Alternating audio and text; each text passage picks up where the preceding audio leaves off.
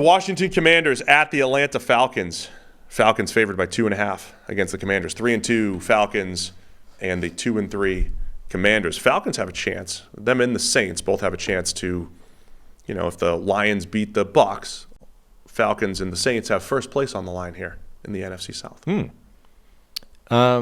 Last week was dismal by that Washington defense. I have seldom seen, and this is bearing in mind Denver exists this year, but I've seldom seen a defense that just shows up and from play number one, nobody's getting covered on the back end, right? And Ron Rivera has taken some crap because apparently at halftime he didn't come in with a list of fixes and a rah-rah speech and halftime adjustments. He basically let the players deal with it. He's like, go in there and figure out this shit show.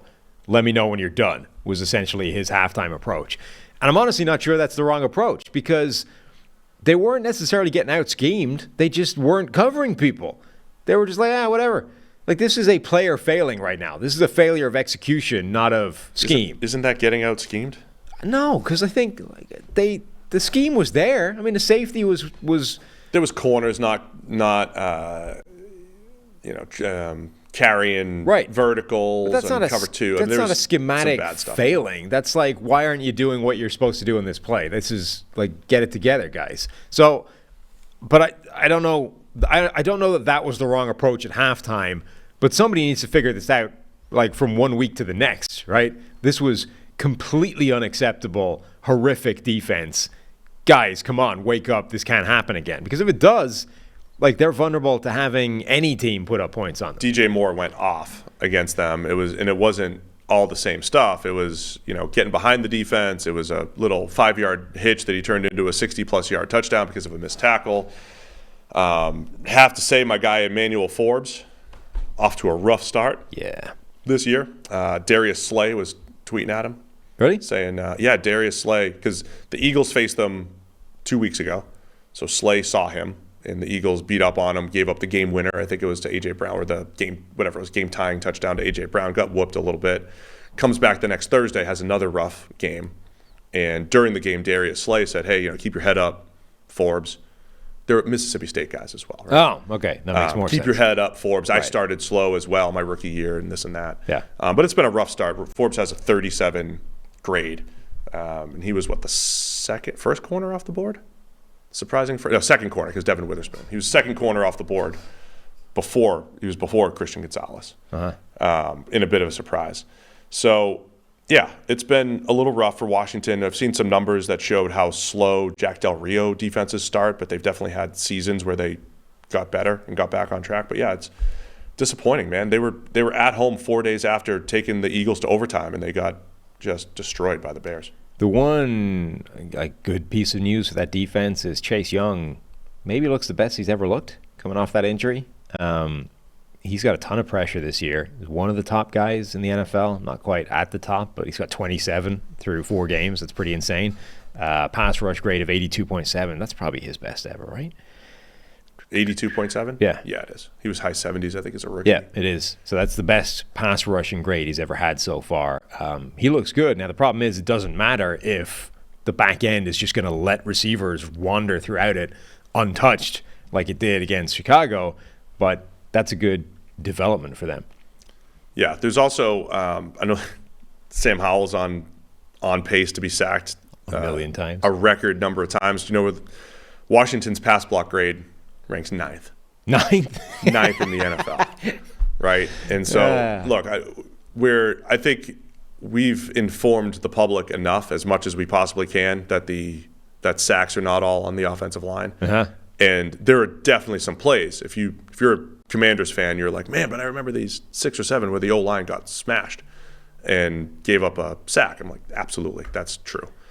But Howell's been the guy so far. Yeah, I mean, even just in terms of volume, you start looking, they've given up 67 total pressures as an offensive line, which is high. It's 26th in the NFL, and the Dolphins have given up the fewest at 29. But these are these are related to offense, right? To the quarterback, to the passing success. Like Tua getting the ball out faster than anybody else in the NFL is why Miami has only given up 29 pressures, not because the offensive line has become like the greatest line in the NFL. So Washington has given up 67, which is 26th. And in terms of pass blocking efficiency, they are 21st. But that's like with being dragged down by the offense and the quarterback, they're like slightly below average in terms of just pressure metrics. And yet, meanwhile, Sam Howell is on pace to be sacked more than any quarterback in NFL history. But then when he throws it, it's pretty good. Yeah. He missed a wide open touchdown in the Thursday night game. But right now, Sam Howell is number 6 in adjusted completion percentage. His actual completion percentage is pushing 70. And also, he's throwing the ball well, and he's got some big time throws in there. He's throwing the ball pretty well. And it seems better the more they just cut him loose and say, just run the hurry up offense. Just go drop back every play. If you need to scramble, make it happen. Act like a pinball in the pocket. Somehow bundle your way to the first down. Just keep on trucking. That's what again, some of the plays that he's had were hilarious. There was a 2-point conversion where it looked like every player on the field got hurt because he just run into defensive tackles. This is what we're trying to say. Like, we're seeing the game, we're watching this clean pocket, and then Howell will just like run through the middle of the pocket, and the guard sitting there blocking his guy, and then all of a sudden Howell's just running past him into the guy that's being blocked. And then everybody's just, falling over each other and getting hurt, and towels get thrown. But like, that happens too often. He's got to. What's the balance here between Sam Howell, who does get the ball down the field pretty well, and just getting the ball out quickly? Some of the stuff we said about Russell Wilson through the years, Deshaun Watson, even Aaron Rodgers. How do you get this guy to play within the scheme quicker, more efficiently, but also not take away some of that big playability that he has? He might have the best balance of any quarterback I can remember. Not like between run and pass, but I mean like physical balance, right? It seems almost impossible to make him fall over just by hitting him, which is not true for most quarterbacks in the NFL.